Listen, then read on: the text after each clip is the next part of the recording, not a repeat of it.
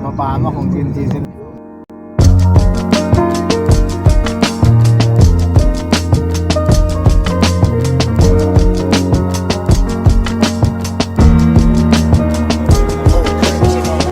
If you haven't figured out your life's purpose, then your life's purpose is to figure out your life's purpose. But if you reach the age of 25 and you're not hot on the trail, then your life's purpose might not be your career. In other words, 25 should be your cutoff if you're trying to find your thing to do for a living. And if you reach the age of 25 and you haven't found your thing, find the thing that will pay you the most money for the skills that you have. Forget finding your passion. Forget, I want to, no. Real life is going to hit you. You cannot waste your 20s because you'll never have that energy again, and that's when you build your career. So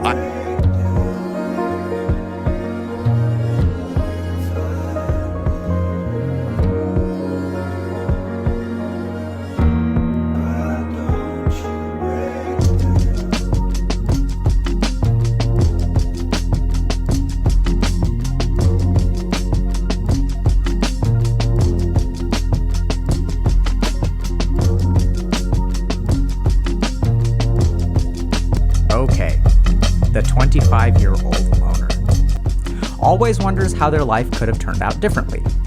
Most people they like seem to just disappear eventually. People often ask why they are so quiet. Has friends but doesn't feel fully a part of the group. Constant mental health and self-esteem issues, no best friend since primary school, never had a girlfriend, has finally given up their optimism, can always sense most people don't really want to be talking to them when they are, always feels out of place. Hobby/skill worked. They worked hard at, but just not good enough to be a professional. Doesn't really care where their life is going anymore. Always feels out of place. Seems normal to other people, but always feels alone inside. And secret lifelong pornography addiction. The 25-year-old loner.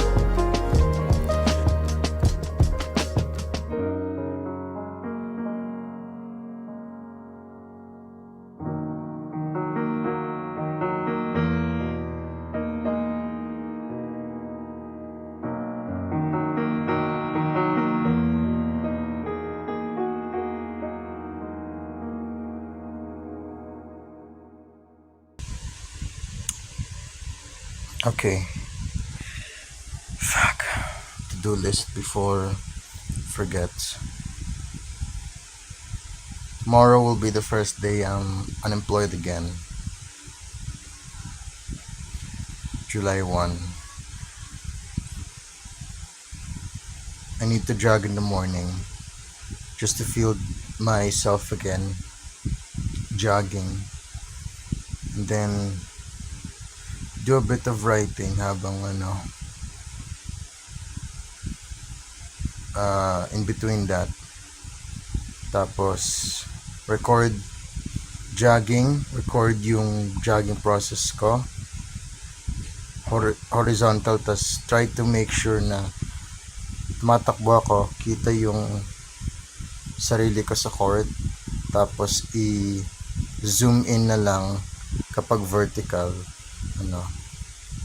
body trace, facial track yung katawan ko as I go around the area. Ganun yung atake ko in the editing. Kasi I also need to upload these as reels para may higher chance of getting audiences there. Hindi lang puro long form. Ano pa? Well, in terms of sa work, I still have to finish my paperwork requirements, even though I'm not gonna get paid for that. Oh my god. I did all that time looking, getting my my NBI, my PhilHealth papers ready. I had an entire arc with that. just for it 2 months later na it wouldn't mean anything kasi I was reported. Yun. I really have no idea what to feel or think anymore. Pero sa ngayon, I need to use this as an opportunity for me to do the things I need to do in order to be normal, to learn. Kailangan ko maging verbally articulate sa Tagalog. Nabubuwis ako pag nagsistutter ako eh. What else pa ba? Another thing, kailangan ko nang ahitin to, trim my mustache always, and cut my hair. Because, sige, if it is the case that I look fucking horrifying and creepy with this general appearance of mine, then sige, I need to look presentable na and I have to do a complete physical makeover. I have to look like the kind of people I despise because they are attractive. But I always try to judge a person's appearance with if their substance can match their appearance.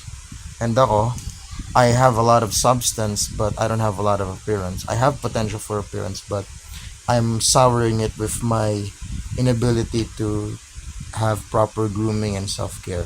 That's something I have to change na talaga. Nabubuisit na ako. It's not an ego thing anymore. I have to legitimately change that. It's seriously just backfiring against me. In this case na talaga.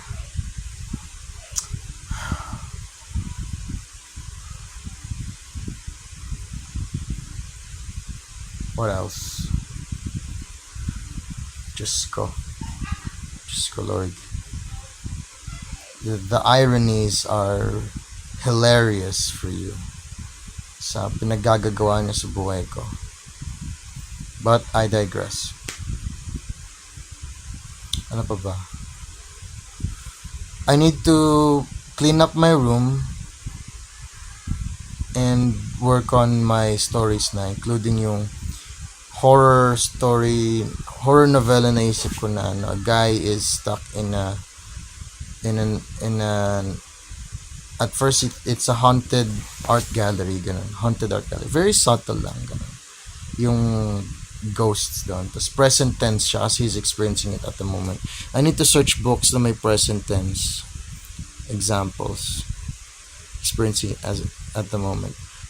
Log in na ulit sa Wattpad ko in both my phones. Just read some Jonax stories. I think I'm a little bit more intrigued with Jonax. Mamaya na si Cecilib. I find her pretty. So, ay nako. Then, just keep writing and recording as much as I could. Tapos, start watching na rin yung mga archive videos ko from all the way from 2019 and such dun sa green hard drive ko, and then just start organizing them and making a CapCut compilation when necessary and with my time. I really need to start organizing everything here. Tapos reminder to myself to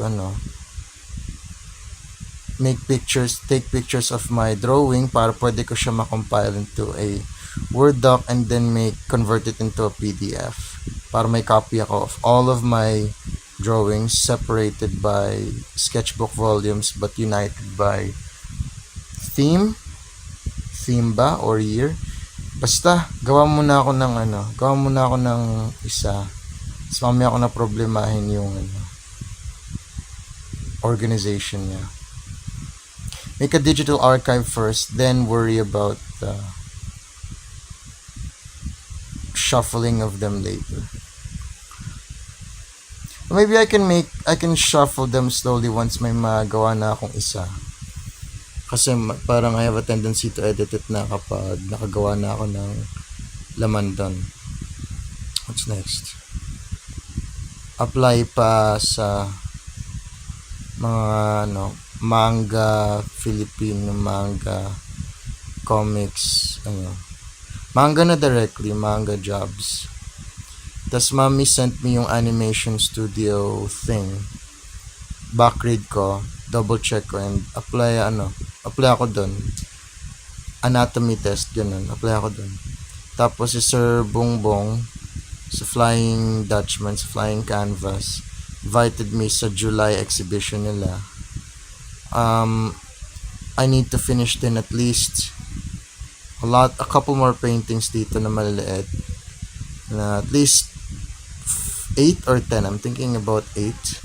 Pero let's see if may madadagdag ko pa yung iba kong maliliit once again sa exhibition. Ayoko muna maglabas ng ng malaki. Nabubuisit ako if hindi sila na-appreciate. So yung maliliit muna, yung aking Van Gogh meets Pollock splatter art style. Yan, I can make do with that na. Impression sa aking pastel, no?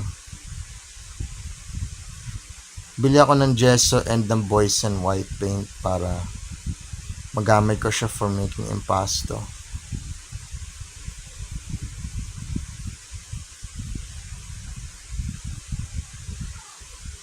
Nababuisit ako to think na that the host of told me na never use Boysen kasi it has a pwede naman Boysen, but it has a tendency to crack over time. Persik gamit niya yun, and he was seen as a brilliant guy. So, I'm really not meant to be an artist na may ego. Pero may ego ako so it's best na lang to let it go and not be too affected by it, or to just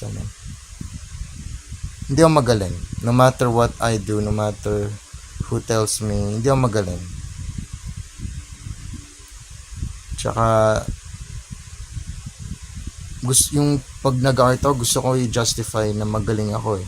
Hindi yung I worked hard on it. Kaya mayroon pa ako palagi mag-adjust sa bang tayo na bang situations.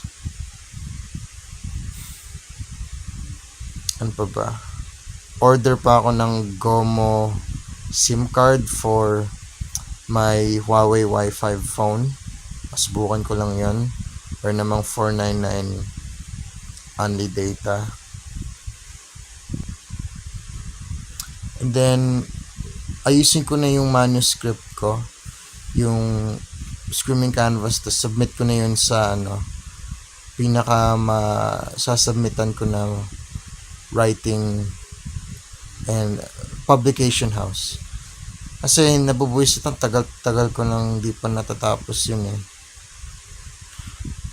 Sa first draft na naman, wag ko na pahirapan sarili ko sa latter parts. simplify ko na lang yan. Kaya ma-editor sila para maayos yung mga ganung things. Upon rereading it, there are certainly parts na siguro pwede ko pang simplihan sa text in chapter 2 na medyo redundant o parang long-winded. Hindi siya yung necessarily long-winded eh. Parang, you know what, I really think I could make that better pa. Or simpler. Not make it more compressed. Masyado na siyang compressed eh. Which is, although yun talagang aim ko for that book, parang make some parts simpler na rin. Maging uneven siya tuloy. Upon complete editing, if ever ma-edit siya professionally by others. So yun, I'll keep myself busy din. Tas, not to mention, I need to make a video a day for posting. Tapos,